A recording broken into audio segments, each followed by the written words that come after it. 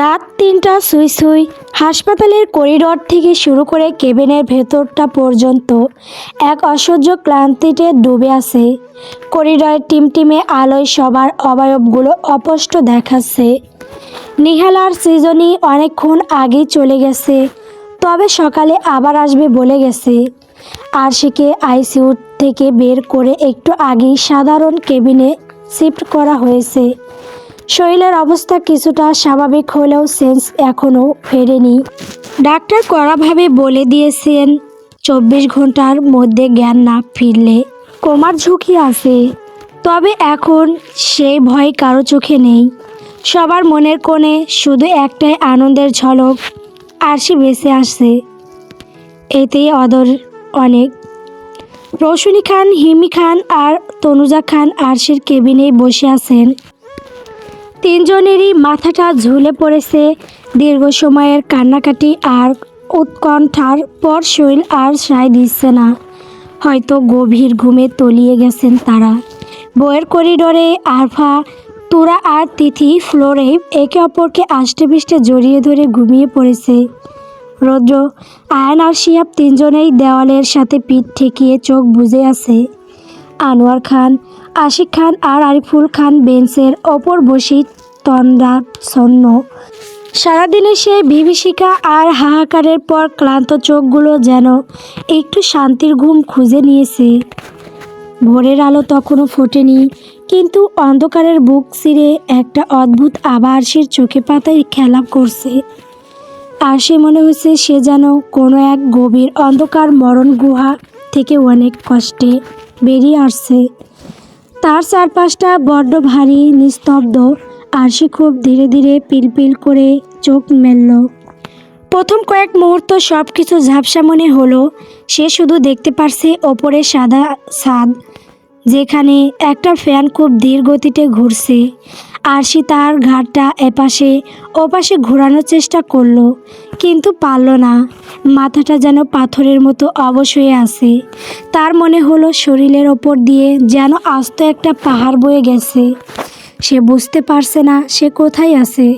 তার কানে শুধু নিজের হৃদস্পন্দনের মৃদু শব্দ ভেসে আসছে। দীর্ঘ লড়াই শেষে আরশি তার ঘাড়টা অনেক কষ্টে ঘোরালো। ঝাপসা দৃষ্টি পরিষ্কার হতেই সে দেখল তার মা, তনুজা খান এবং হিমি খান তার পাশেই বসে আছেন। সবার চোখ বন্ধ, ক্লান্তিতে সবাই ঘুমে আচ্ছন্ন। আরশি কিছু একটা বলতে চাইল, কিন্তু গলা দিয়ে কোনো শব্দ বের হলো না। তৃষ্ণায় বুক ফেটে যাচ্ছে, গলাটা যেন শুকিয়ে কাঠ হয়ে আছে। আরশি কাঁপা কাঁপা হাতে বাম হাতটা একটু এগিয়ে দেওয়ার চেষ্টা করলো, কিন্তু হাত নাড়াতেই পাশে থাকা ওষুধের কাঁচের বোতলটা ধাক্কা লেগে ফ্লোরে পড়ে গেল। নিস্তব্ধ ঘরে বোতলটা ঝনঝন করে ভেসে যাওয়ার শব্দে রৌশনী খান, তনুজা খান এবং হিমি খান ধরফরিয়ে জেগে উঠলেন। তারা তিনজন চোখ মেলেই দেখলেন আরশি তাকিয়ে আছে। আরশির জ্ঞান ফিরেছে দেখে খুশিতে তারা যেন কথা বলার শক্তিও হারিয়ে ফেললেন। রৌশনী খান মুহূর্তের মধ্যে আরশির কাছে এসে ওর হাতটা নিজের হাতের মুঠোয় নিয়ে নিলেন। পরম মমতায় হাতে চুমু খেতে খেতে কাঁদতে কাঁদতে বললেন, আলহামদুলিল্লাহ, আমার মা জেগেছে। আল্লাহর কাছে হাজার হাজার শুকরিয়া যে তিনি তোকে ফিরিয়ে দিয়েছে। তনুজা খান শাড়ির আঁচল দিয়ে দ্রুত চোখের পানি মুছে রৌশনী খানকে সামলাতে চাইলেন। তিনি নিচু স্বরে বললেন, আপা, আপনি বেশি উত্তেজিত হবেন না। ডাক্তার কিন্তু নিষেধ করেছেন আপনি এখানে ওর কাছে থাকেন। আমি বাইরের সবাইকে সুসংবাদটা দিয়ে আসছি। বলেই তনুজা খান প্রায় দৌড়ে বাইরে এলেন। করিডরে বসে থাকা আনোয়ার খানদের সামনে দাঁড়িয়ে আনন্দ অশ্রু নিয়ে বললেন, এই যে শুনছেন আপনারা, আমাদের আরশির জ্ঞান ফিরেছে। ওঠেন আপনারা সবাই। মুহূর্তের মধ্যে আনোয়ার খান সহ বাকি সবাই এক এক করে চোখ মেলে তাকালেন। আরশির জ্ঞান ফেরার খবরটা শোনা মাত্র শিহাবের কলিজায় যেন এক পাহাড় সমান শান্তি নিয়ে এলো। খুশিতে তার চোখ থেকে আবারও পানি গড়িয়ে পড়ল। সবাই সমস্বরে আলহামদুলিল্লাহ বলে আল্লাহর শুকরিয়া আদায় করলো। এরপর একে একে সবাই কেবিনে গিয়ে আরশিকে দেখে আসতে লাগলো, কিন্তু শিহাবের পা যেন মেঝের সাথে আটকে গেছে। সে যেতে পারছে না। তার বুকটা অপরাধ বোধে থরথর করে কাঁপছে। এই মুখ নিয়ে সে কোন সাহসে আরশির সামনে গিয়ে দাঁড়াবে? আরশি যদি তাকে দেখে আবার অসুস্থ হয়ে পড়ে। হঠাৎ শিহাবের কাঁধে কারো হাতের স্পর্শ পেয়ে সে চমকে তাকিয়ে দেখল রৌদ্র দাঁড়িয়ে আছে। রৌদ্র শিহাবের কাঁধটা শক্ত করে চেপে ধরে ধীর স্থির গলায় বলল, দাঁড়িয়ে আছিস কেন? যাবি না রুমে? তোর জন্য আমার বোনটা এখনো অপেক্ষা করে আছে। তুই ভয় পাচ্ছিস তো? যেন তুই গেলে আর সে ঘেন্নায় চোখ সরিয়ে নেবে। হ্যাঁ, একবার গিয়েই দেখ না আমার বোন চোখ সরাতে পারে কি না। ও কেমন মেয়ে সেটা আমি জানি। সাহস করে যা শিহাব, এখানে এসে হেরে যাস না। রৌদ্রের কথাগুলো শিহাবের মনে এক অদ্ভুত শক্তি জোগালো। এতক্ষণ যে ভয়টা তাকে কুরে কুরে খাচ্ছিল তা যেন সাহসে পরিণত হলো। শিহাব মাথা নেড়ে সায় দিল এবং ধীরে ধীরে আরশির কেবিনের দিকে এগোতে লাগলো। প্রতিটি পদক্ষেপ যেন একটি দীর্ঘ পথ। কেবিনের দরজার যত কাছে যাচ্ছে শিহাবের হার্টবিট তত দ্রুত ধুকপুক করছে। তার মনে হচ্ছে এই দরজার ওপাশেই তার জীবনের সবচাইতে বড় পরীক্ষা অপেক্ষা করছে। শিহাব অত্যন্ত ধীর পায়ে রুমে প্রবেশ করলো। সে একজন পুরুষ, অথচ তার বলিষ্ঠ পায়ের তলাও থরথর করে কাঁপছে। আরশির বেডের পাশে রৌশনী খান আর তনুজা খান বসেছিলেন। শিহাবকে ঘরে ঢুকতে দেখে তারা দুজন একে অপরের দিকে তাকালেন এবং পরিস্থিতি বুঝতে পেরে শিহাবও আরশিকে কিছুটা একান্ত সময় দেওয়ার জন্য নিঃশব্দে ঘর থেকে বেরিয়ে গেলেন। শিহাব আরশির একদম পাশে এসে দাঁড়ালো। আরশি তখনও এক মনে অপরের ছাদের দিকে তাকিয়ে আছে। ওর দৃষ্টি স্থির, শূন্য। পাশে যে শিহাব এসে দাঁড়িয়েছে সেটাও হয়তো টেরই পায়নি, অথবা নিজের ভাবনার জগতেও এতটাই ডুবে আছে যে বাইরের পৃথিবীর কোনো সাড়া ওর কানে পৌঁছাচ্ছে না। শিহাব কয়েক মুহূর্ত স্তব্ধ হয়ে দাঁড়িয়ে রইল। তারপর নিজের সবটুকু সাহস সঞ্চয় করে অত্যন্ত কাঁপা কাঁপা গলায় ডাক দিল, আরশি। চেনা সেই কণ্ঠস্বর কানে যেতেই আরশির সামান্য কেঁপে উঠল। সে খুব ধীরে ধীরে মাথাটা ঘুরিয়ে শিহাবের দিকে তাকালো। দুজনের চোখ যখন একে অপরের ওপর স্থির হলো, মুহূর্তেই যেন পুরো পৃথিবীটা থমকে গেল। দুজনেই একে অপরের চোখের ঘরে হারিয়ে গেল। আরশি অপলক দৃষ্টিতে শিহাবকে দেখছে। একই সেই উদ্যত অহংকারী শিহাব। শিহাবের চোখের নিচে অংশ ফুলে কালো হয়ে আছে। চোখ দুটো অতিরিক্ত কান্নায় টকটকে লাল। সযত্নে আঁচড়ানো সেই চুলগুলো আজ বড্ড এলোমেলো। গায়ের শার্ট রক্তের দাগ আর ধুলোবালি মেখে ময়লা হয়ে আছে। ওকে দেখতে একদম রাস্তার কোনো পাগলের মতো লাগছে। এমন বিধ্বস্ত আর বিদর্ণ বেশি আরশি কোনোদিন শিহাবকে দেখেনি। শিহাবের এই করুণ অবস্থা দেখে আরশির বুকের ভেতরটা মোচড় দিয়ে উঠল। আরশি সেই মায়াবী চোখের মায়া ভরা দৃষ্টি যেন নিঃশব্দে বলছে, শিহাব, আপনার এই অবস্থা কেন? আপনার চোখ এমন ফুলে আছে কেন? আরশি সেই নির্বাক প্রশ্ন যেন শিহাবের কলিজায় তপ্ত সীসার মতো বিঁধল। সে আর নিজেকে ধরে রাখতে পারল না। মুহূর্তের মধ্যে আরশির বেডের পাশে হাঁটু গেড়ে মেঝেতে বসে পড়ল। একজন অপরাধী যেমন বিচারের কাঠগড়ায় দাঁড়িয়ে শেষ আশ্রয় খোঁজে, শিহাব ঠিক সেভাবেই দুই হাত জোর করে মাথা নিচু করে ডুগরে কেঁদে উঠল। কান্নায় ভাঙা গলায় শিহাব বলতে লাগলো, আরশি, আমাকে মাফ করে দাও। অনেক কষ্ট দিয়েছি তোমাকে, তাই না? অনেক অবহেলা করেছি, নির্দয়ভাবে আঘাত করেছি, বিষাক্ত সব কথা শুনিয়েছি। কিন্তু বিশ্বাস করো আরশি, তখন আমি তোমাকে বুঝতে পারিনি। মানুষ ঠিকই বলে, পাশে থাকতে মানুষের মূল্য বোঝা যায় না। যখন মানুষটা দূরে কোথাও চলে যায় তখনই কেবল হাহাকার জাগে। আমার বেলায় ঠিক তাই হলো। তুমি থাকতে আমি বুঝিনি, কিন্তু যখন তুমি আমায় ছেড়ে না ফেরার দেশে চলে যাচ্ছিলে তখন মনে হচ্ছিল আমার বুকের কলিজাটা কেউ জ্যান্ত ছিঁড়ে নিয়ে যাচ্ছে। ভীষণ কষ্ট হচ্ছিল তখন আমার। শিহাবের চোখের জল আরশির চাদরের ওপর পড়ছে। সে নিজেকে আজ আরশির সামনে বিলীন করে দিয়ে বলতে লাগলো, আমি তখন বুঝতে পেরেছি আরশি, তুমি শুধু আরশি না, তুমি আমার মনের গহীনে একদম গভীরে কোথাও গেঁথে গেছো। আমি আমার ইগোর জন্য, আমার অন্ধ অহংকারের জন্য সেটা বুঝতে পারিনি, কিন্তু আজ আমি বুঝতে পারছি তুমি আমার কাছে কোনো সাধারণ মেয়ে না। তুমি আমার সেই আলো, যা না থাকলে আমার গোটা পৃথিবীটা ঘুটঘুটে অন্ধকার। তুমি আমার সেই হাসি, যা না থাকলে আমার জগৎটাই ফ্যাকাশে। তুমি আমার সেই নিঃশ্বাস আরশি, যা ছাড়া আমি এক মুহূর্ত দম নিতে পারি না। তুমি আমার সেই বেঁচে থাকার স্পন্দন, যা না থাকলে নিজেকে বড্ড একা লাগে, ফাঁকা লাগে, বড্ড শূন্য লাগে। শিহাবের কান্নার বেগ এখন বাদ মানছে না। তার প্রশস্ত কাঁধ দুটো অপমানে আর অনুশোচনায় বারবার কেঁপে উঠছে। করিডোরের সেই কঠিন শিহাবও এখন যেন এক অসহায় শিশু, যে তার সবচেয়ে প্রিয় খেলনাটা হারিয়ে ফেলার ভয়ে ডুগরে মরছে। শিহাবের তপ্ত দীর্ঘশ্বাস আরশির হাতের ওপর গিয়ে পড়ছে, আর সেই উত্তাপ আরশিও হৃৎপিণ্ড পর্যন্ত পৌঁছে যাচ্ছে। শিহাব এবার ফুঁসতে ফুঁসতে ভাঙা গলায় বলল, আরশি, আমি তোমার দিকে তাকাতে পারছি না। আমার নিজের চেহারাই আমার কাছে ঘেন্না লাগছে। আমি জানি আমি ক্ষমার অযোগ্য, কিন্তু একটা বার, জাস্ট একটা বার কি আমাকে মাফ করা যায় না আরশি? আমি তোমার কাছে একটা সুযোগ চাইছি, এমন একটা সুযোগ যেখানে আকাশের চাঁদ এনে দেওয়া বাদে আমি তোমার জন্য সব করতে পারবো। কথা দিচ্ছি আরশি, নিজের জীবনের সবটুকু নিংড়ে দিয়ে আমি তোমাকে আগলে রাখবো। এই দেহে প্রাণ থাকতে আর একটা আঁচড়ও তোমার গায়ে লাগতে দেব না। আমাকে কি সেই একটা সুযোগ তুমি দেবে আরশি? শিহাব মাথা নিচু করেই কাঁদতে লাগলো। চোখের নোনা জল এবার চাদর চাপিয়ে টপ টপ করে হাসপাতালের ফ্লোরে পড়ছে। সেই শব্দহীন পতনের প্রতিটি ফোঁটা যেন শিহাবের একটা দীর্ঘশ্বাস। আরশি স্থির চোখে শিহাবের এলোমেলো চুলের দিকে তাকিয়ে রইল।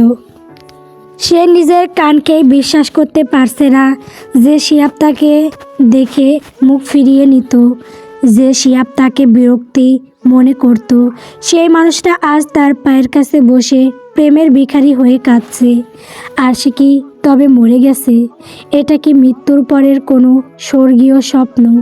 আরশির মনে হলো তার বুকের ভেতর হাজারো অভিমানের পাহাড় এক মুহূর্তেই ধসে পড়ছে। শিহাবের প্রতিটি শব্দ আরশির রক্তাক্ত মনে পরশমের মতো নরম পরশ বলিয়ে দিচ্ছে। আরশির ভাবনার মাঝে শিহাব আবারও মাথা নিচু করে রাখা অবস্থাতেই অবরুদ্ধ স্বরে বলল, আরশি, আমি জানি আমি তোমার গায়ে হাত তুলেছি, তোমাকে চরম অপমান করেছি। এর জন্য তুমি আমাকে যা শাস্তি দেবে আমি সব মাথা পেতে নেব। তুমি চাইলে আমাকে জ্যান্ত পুড়িয়ে মারো, আমি উফ শব্দটা করব না। শুধু তার বিনিময়ে আমাকে একটা বার সুযোগ দাও তোমাকে ভালোবাসার। একটা বার সুযোগ দাও আমাকে দেখিয়ে দিতে এই পাথরটা তোমাকে কতটা পাগলের মতো ভালোবাসতে পারে। আরশির চোখ থেকে অশ্রু গড়িয়ে পড়ল শিহাবের কথা শুনে। শিহাব কি বলছে এইসব? নিজেকে এভাবে অপরাধী বানাচ্ছে কেন? আরশি তো তার ওপর কোনো রাগ করে নাই। অভিমান, হ্যাঁ অভিমান হয়েছিল পাহাড় সমান, কিন্তু শিহাবের এই আকুলতা আর কান্নায় ভেজা কথাগুলো শুনে সব যেন শ্রাবণের অঝোর বৃষ্টির মতো এক নিমেষে ধুয়ে মুছে সাফ হয়ে গেল। এটাই হয়তো বাস্তব। প্রিয় মানুষ যতই আঘাত করুক, যতই বিষাক্ত কষ্ট দিক না কেন, দিন শেষে সেই প্রিয় মানুষটার সামান্য একটু আকুলতা আর এক ফোঁটা চোখের জল পেলে মনটা আবারও বেহায়ার মতো তার কাছে ছুটে যেতে চায়। কারণ এটাই সে খাঁটি ভালোবাসা। তেমনি আরশিও শিহাব যতই অপরাধ করুক, সে তো শিহাবকেই ভালোবাসে। সে সারা জীবন এই মানুষটার সাথেই থাকতে চায়। আরশি মনে কোণে একবার ভাবল, এই দুর্ঘটনার পরে যদি শিহাব তাকে বুঝতে পারে, তবে তো সে আরও আগেই এই দুর্ঘটনার শিকার হতে চাইতো। অন্তত শিহাব তো তাকে আরও আগে আপন করে নিত। আরশি ধীরে ধীরে তার কাঁপা কাঁপা হাতটা শিহাবের হাতের ওপর রাখল। সে দুর্বল হাতের সামান্য স্পর্শ যেন চিৎকার করে বলছিল, আমি আছি আপনার, আর সারা জীবন আপনারই থাকবো। শিহাব আরশির সেই বরফ শীতল হাতের স্পর্শ পেতেই চমকে মাথা তুলল। সে দেখল আরশি তার দিকে সেই চেনা মায়াবী চোখে তাকিয়ে আছে, যেই চোখে আজ কোনো অভিযোগ নেই, কোনো ঘৃণা নেই, আছে শুধু এক বুক হাহাকার ভরা ভালোবাসা। শিহাব আরশির চোখের সেই অবাক্ত ভাষা বুঝতে পেরে মুহূর্তের মধ্যে আরশির হাতটা নিজের দুই হাতের মুঠোয় পুড়ে নিল। সে পাগলের মতো আরশির হাতের তালুতে আর আঙ্গুলে চুমু খেতে খেতে ডুগরে বলে উঠল, আমি জানতাম আরশি, আমি জানতাম তুমি আমাকে ফিরিয়ে দিবে না। আরশি, আমি তোমার চরণে ধরে কথা দিচ্ছি, আর কখনো তোমাকে কষ্ট দেব না, আর কখনো কোনো দিন আমার থেকে তোমাকে দূরে যেতে দেব না। আরশি, তুমি আমার, তুমি শুধুই আমার। আরশি কোনো রকম গলা স্বরে শক্তি এনে খুব ক্ষীণ কণ্ঠে বলল, আমাকে একটু সিট করে শুয়ে দেন। শিহাব আরশির সেই আদো আদো কথা শুনে যেন হাতে আকাশের চাঁদ পেল। আরশি কথা বলেছে, এত বড় একটা দখলের পর মেয়েটা নিজের গলায় আওয়াজ বের করতে পেরেছে, এটাই শিহাবের কাছে এখন সবচেয়ে বড় মিরাকল। শিহাব তড়িঘড়ি করে নিজের চোখের পানি মুছে ফেলল। সে খুব সন্তর্পণে, যেন কাছে তৈরি কোনো দামি জিনিস ধরছে এমন সতর্কতাই আরশির কাঁধের নিচে হাত দিল। আরশির সারা শরীর তখনও যন্ত্রণায় নীল হয়ে আছে। শিহাব অত্যন্ত সাবধানে আরশির মাথা আর পিঠ আগলে ধরে তাকে ধীরে ধীরে একদম চিৎ করে শুইয়ে দিল। শুইয়ে দেওয়ার সময় শিহাবের আঙ্গুলগুলো আরশির গায়ের সাথে লেগেছিল। সে যেন অনুভব করতে পারছিল আরশির হাড়ের ভেতরের কাঁপুনিটা। চিত হয়ে শুতেই আরশি একটা দীর্ঘশ্বাস ছাড়ল। তার মাথায় ডান হাতে পায়ে ব্যান্ডেজ, কিন্তু শিহাবের ছোঁয়া পাওয়ার পর যেন তার সব কষ্ট অর্ধেক হয়ে গেছে। সে ফ্যাকাশে ঠোঁটে খুব হালকা করে একটু হাসার চেষ্টা করলো, যদিও সে হাসিতেও ব্যথার ছাপ স্পষ্ট। শিহাব আরশির মাথার কাছে দাঁড়িয়ে আলতো করে ওর কপালের হাত রাখল। ওর এলোমেলো চুলগুলো কপাল থেকে সরিয়ে দিতে দিতে ফিসফিস করে বলল, আরাম লাগছে আরশি? কোনো কষ্ট হচ্ছে? আমি কি ডাক্তার ডাকবো? আরশি শিহাবের কথায় দুই দিকে মাথা নাড়িয়ে না সূচক বোঝালো। পর মুহূর্তে আরশি কাঁপা কাঁপা গলায় আকুলতা নিয়ে বলল, আমাকে একটু জড়িয়ে ধরবেন? শিহাব এক মুহূর্ত দেরি করল না। সে খুব সন্তর্পণে আরশির আরও একটু ঘেঁষে এলো এবং অত্যন্ত মমতায় আরশিকে নিজের বুকের মাঝে টেনে নিল। আরশি শিহাবের চওড়া বুকে মাথা রেখে চোখ বন্ধ করল। এতক্ষণ শরীরের প্রতিটি কোষে যে তীব্র যন্ত্রণা হচ্ছিল, শিহাবের ওই উষ্ণ ছোঁয়ার তা যেন স্বর্গীয় সুখে পরিণত হলো। শিহাব কাঁদতে কাঁদতে আরশির কপালে বারবার চুমু খেয়ে বলল, I love you Arshi, I love you so much. এই দেহে প্রাণ থাকতে আর হারাতে দেব না তোমাকে, একদম বুকের সাথে পিষে রাখবো। তোমাকে ছাড়া আর কিছু চাই না আমার। এই জীবনটা আমি তোমার সাথেই পার করতে চাই। আমার প্রথম ভালোবাসা মোহ ছিল নাকি অন্য কিছু, তা আমি আর জানতে চাই না, কিন্তু আমার এই দ্বিতীয় ভালোবাসাটা নিয়ে আমি আমার শেষ নিঃশ্বাস বন্ধ হওয়ার আগ পর্যন্ত বাঁচতে চাই। শিহাব কাঁদতেই থাকলো। তার চোখের গরম পানি আরশির মাথার চুল ভিজিয়ে দিচ্ছে। শুধু শিহাব না, আরশিও নিঃশব্দে কাঁদছে। আরশির চোখের পানিতে শিহাবের বুকের শার্ট ভিজে একাকার হয়ে যাচ্ছে। ভালোবাসা সবার জন্য শুধু হাসি হয়ে ধরা দেয় না, কারো চোখে জল হয়েও ধরা দেয়। যেমন আজ আরশি আর শিহাব কাঁদছে, এই কান্না কিন্তু দুঃখের নয়, এ যে পরম পাওয়ার সুখের কান্না। আর শিহাব আর আরশি যে মুহূর্তে আছে, এই অনুভূতি যাদের জীবনে আসে তারাই শুধু জানে এই মুহূর্তটা কতটা স্বর্গীয় শান্তির হয়। প্রিয় মানুষ এমন এক আশ্রয় যার কাছে পৃথিবীর সেরা সুখটুকু জমা থাকে, আর সেই প্রিয় মানুষকে ফিরে পাওয়ার যে আনন্দ তা কোনো ভাষা দিয়ে প্রকাশ করা সম্ভব নয়। তবে আজ শিহাব যা করেছে, ভালোবাসার এমন আকুতি যেন প্রত্যেকটা ছেলের ভেতরে থাকে, কিন্তু শিহাবের মতো ভুলটা যেন কেউ না করে। শিহাব তো আরশিকে বোঝেনি, যখন হারাতে বসেছিল ঠিক তখনই সে তার মূল্য বুঝেছে। শিহাবের ভাগ্য ভালো যে সে আরশিকে হারিয়েও আবার ফিরে পেল, কিন্তু এরকম ভাগ্য সবার হয় না। তাই মানুষকে সময় থাকতে মূল্য দেওয়া উচিত, কারণ এই নিঃশ্বাসের কোনো বিশ্বাস নেই। কথাটা হয়তো প্রত্যেকটা পাঠকই অনুভব করতে পারছেন। 7 দিন পর আরশি এখন মোটামুটি সুস্থ, তবে অতটাও স্বাভাবিক হয়নি। এতদিন শিহাব অফিসেও সামলিয়েছে আর আরশিও যত্ন নিয়েছে। একজন পুরুষ হয়ে নারীর যতটুকু যত্ন নেওয়ার দরকার শিহাব যেন তার থেকেও বেশি করেছে। এখন শিহাব আর আরশির ভালোবাসা অনেক গভীর। দুজন দুজনের চোখে সারাক্ষণ হারায়। শিহাব যখন অফিসে থাকে আরশি খুব মিস করে, আবার শিহাবও অফিসে থেকে আরশিকে বারবার কল দেয়। দুজনে অনেকক্ষণ কথা বলে। এক কথায় কেউ কাউকে ছাড়া এখন এক মুহূর্তেও থাকতে পারে না। আজ আরশিকে হাসপাতাল থেকে রিলিজ দেওয়া হবে, যদিও ডাক্তাররা আরও কয়েকদিন রাখতে চেয়েছিলেন, কিন্তু শিহাব জেদ ধরেছে বাড়িতেই নার্স রেখে দেবে। তার কাছে হাসপাতাল আর ভালো লাগছে না। নিজের আপন পরিবেশে আরশি দ্রুত সেরে উঠবে বলেই তার বিশ্বাস। শিহাবের জেদের কাছে ডাক্তাররাও শেষমেশ রাজি হলেন। সকাল 10টা। শিহাব খুব সাবধানে ধরে ধরে বেড থেকে আরশিকে নামালো। আরশির শারীরিক দুর্বলতা এখনও কাটেনি। শিহাব আরশির এক হাত নিজের কাঁধের ওপর তুলে নিল এবং কোমরে হাত দিয়ে তাকে ধরে হাঁটতে লাগলো, কিন্তু কয়েক পা এগোতেই আরশির ভারসাম্য হারিয়ে ফেলে পড়ে যেতে নিল।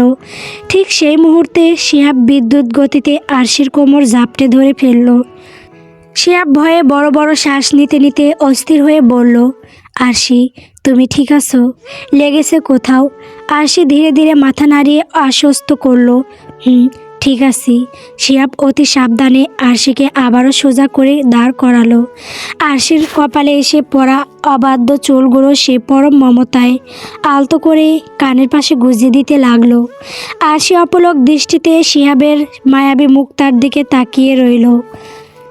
তার চোখে মুখে এখন শিহাবের জন্য এক সমুদ্র মুগ্ধতা।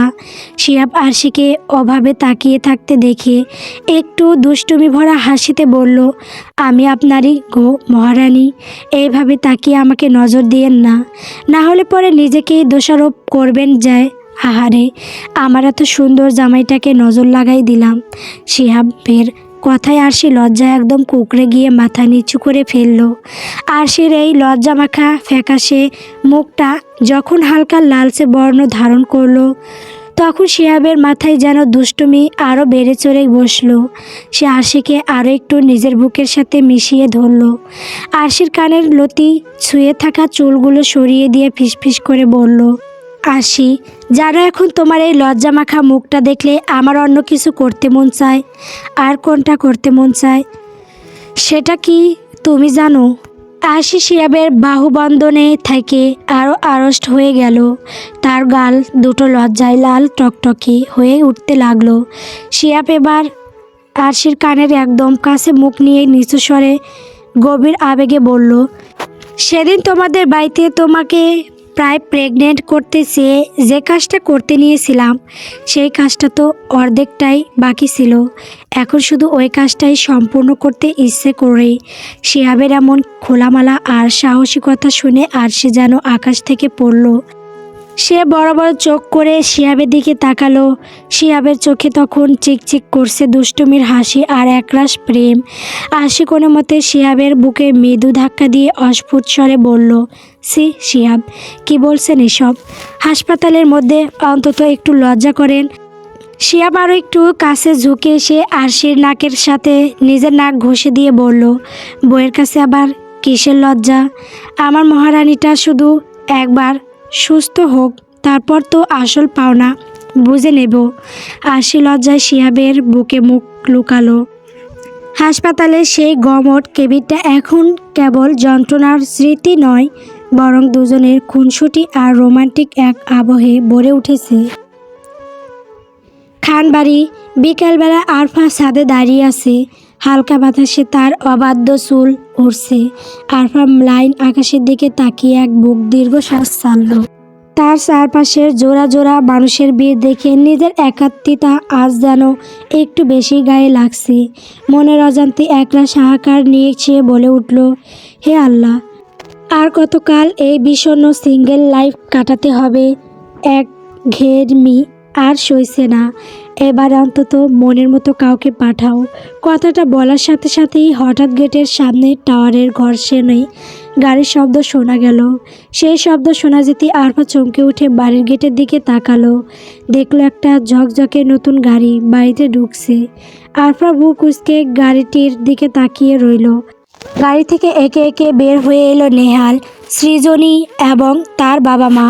নেহালের গায়ে কুচকুচে কালো কোট, কালো প্যান্ট, চোখে সানগ্লাস আর বাঁ হাতে দামি স্মার্ট ওয়াচ, ঠিক যেন কোনো সিনেমার নায়ক। আরফা এক মুহূর্তে নেহালকে দেখে থমকে গেল। সে এর আগে আরও দুবার নেহালকে দেখেছে, কিন্তু আজ যেন নেহালকে একটু বেশি অন্যরকম লাগছে। আরফা নিজের মনের ভিতর টের পাচ্ছে এই ছেলেটার ওপর তার অদ্ভুত এক অনুভূতি কাজ করছে, যা সে আগে কখনোই অনুভব করেনি। হঠাৎ নেহাল চোখ থেকে সানগ্লাস খুলে সরাসরি ছাদের দিকে তাকালো। ছাদে আরফাকে দেখে সে এমন এক মায়াবী মুচকি হাসি দিল যা আরফার হৃৎপিণ্ডের স্পন্দন এক নিমেষে কয়েক গুণ বাড়িয়ে দিল। আরফা লজ্জায় দ্রুত চোখ নামিয়ে অন্যদিকে তাকালো। তার ফর্সা গাল দুটো যেন লাল হয়ে উঠল। নেহালরা ভেতরে প্রবেশ করলো। আরিফুল খান সিঁড়ি দিয়ে নামছিলেন।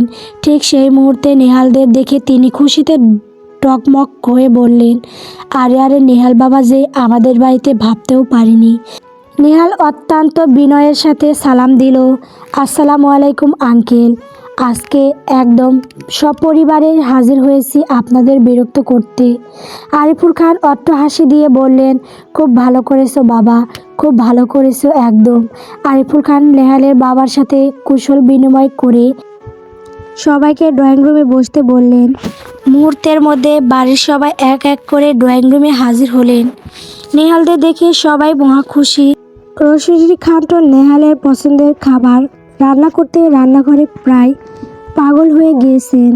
সবাই ড্রয়িং রুমে বসে হাসি খুশি আড্ডা দিতে লাগলো, কিন্তু সৃজনীর চোখ চাতক পাখির মতো শুধু একজনকে খুঁজছে, আর সেই মানুষটাই হলো আবরাহান খান রৌদ্র।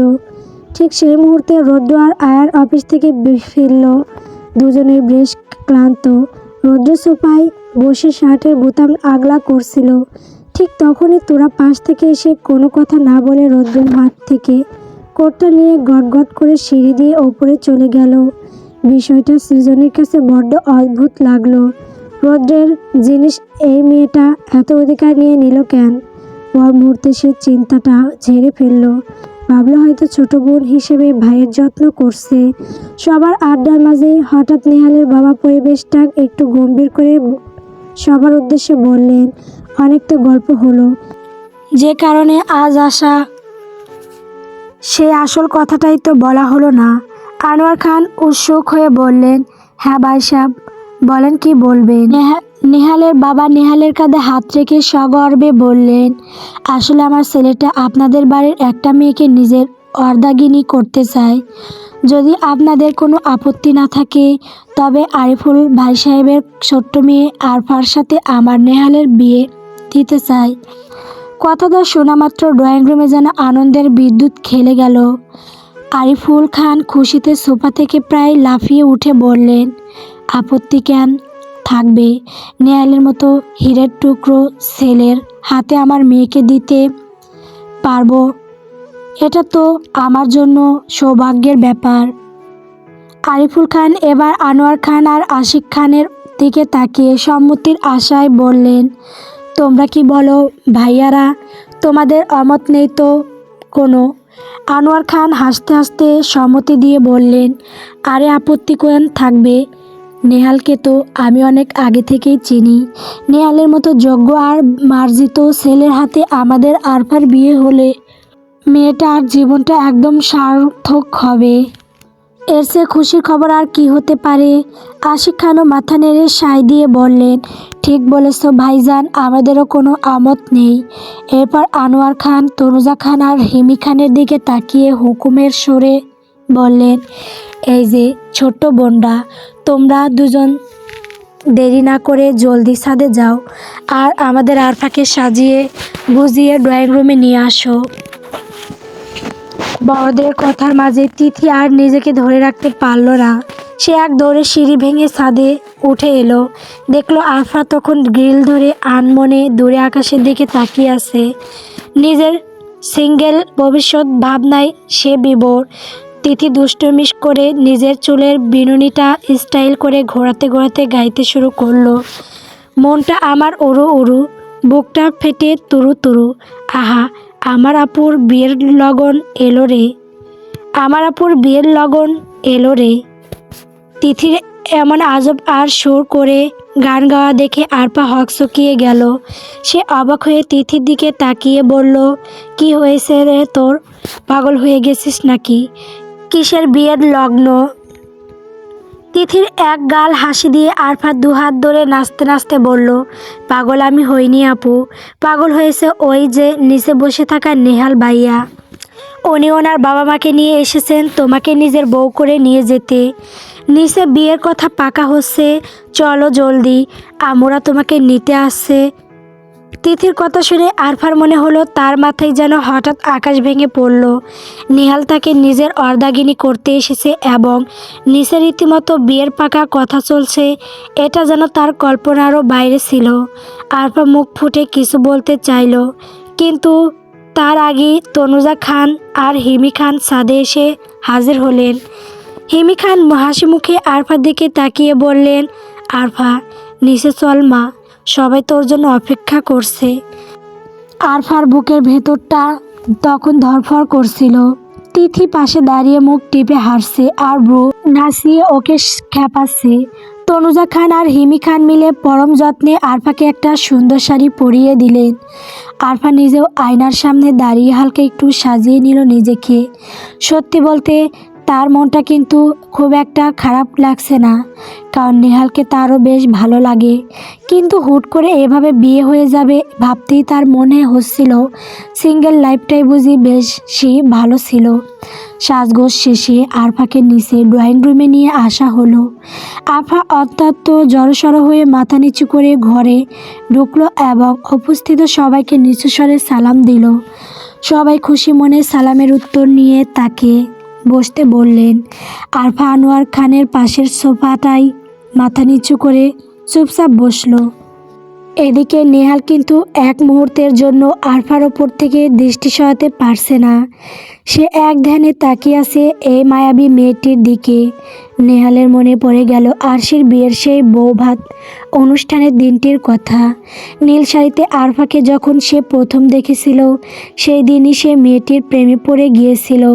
সে তখনই মনে মনে ঠিক করেছিল এবং নিজের বাবা মাকেও জানিয়ে রেখেছিল ছুটি পেলেই সে আরিফুল খানের ছোট্ট মেয়ে আরফাকে নিজের করে নেবে। এখন নেহালের হাতে অনেক দিনের ছুটি, আর এই সুযোগটাই সে হাতছাড়া করতে চায় না। অনেকের মনেই হয়তো প্রশ্ন জাগছে, এই নেহাল আসলে কে? যারা নির্লজ্জ ভালোবাসা গল্পটি শুরু থেকে পড়েছেন তাদের নিশ্চয়ই মনে আছে নেহাল আগে এই গল্পে ছিল। নেহাল পেশায় একজন পাইলট। সে নেহাল যে তুরাকে রৌদ্রের কাছে যেতে সাহায্য করেছিল। তবে আজ সে কোনো সাহায্যের গল্প নয়, বরং আরফাকে আজীবনের জন্য নিজের করে নেওয়ার গল্প লিখতে এসেছে। নেহালের বাবা আরিফুল খানের দিকে তাকিয়ে হাসি মুখে বললেন, ভাই সাহেব, মেয়ে তো সামনেই আছে। এখন যদি আপনারা অনুমতি দেন তবে আমরা বিয়ের তারিখটা নিয়ে একটু আলাপ করতাম। আনোয়ার খান মুখে চওড়া হাসি ফুটিয়ে অত্যন্ত তৃপ্তির সাথে বললেন, অবশ্যই, শুভ কাজে দেরি করার কোনো মানেই হয় না। বড়দের সম্মতিতে এবং সবার হাসি মুখের উপস্থিতিতে মুহূর্তের মধ্যে আরফার বিয়ের দিনক্ষণ চূড়ান্ত হয়ে গেল। ঠিক করা হলো সামনের জানুয়ারির 7 তারিখ, অর্থাৎ আগামী শুক্রবার হবে বিয়ের মূল অনুষ্ঠান এবং তার আগের দিন বৃহস্পতিবার ঘটা করে হবে আরফার গায়ে হলুদ। ড্রয়িং রুমে তখন আনন্দের হিল্লোড় বয়ে যাচ্ছে। তনুজা খান আর হিমি খান একে অপরকে জড়িয়ে ধরলেন। হিমি খান তো খুশিতে চোখে পানি নিয়ে এলেন। আরফা তখনও মাথা নিচু করে বসে আছে, কিন্তু তার ঠোঁটের কোণে এখন লাজুক এক চিলতে হাসি। নেহাল নিজের জয়ের আনন্দের একবার আরফার দিকে তাকিয়ে দীর্ঘশ্বাস ছাড়ল।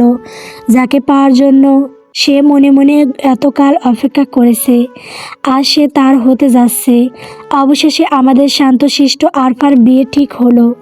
সিঙ্গেল লাইফের রঙিন দিনগুলো পিছনে ফিরে বিচারি একবার মিঙ্গেল হতে যাচ্ছে এক নতুন জীবনের পথে পা বাড়াতে যাওয়ার এই জুটির জন্য। তাহলে চলুন আমরা সকল পাঠক মিলে একস্বরে বলি আলহামদুলিল্লাহ।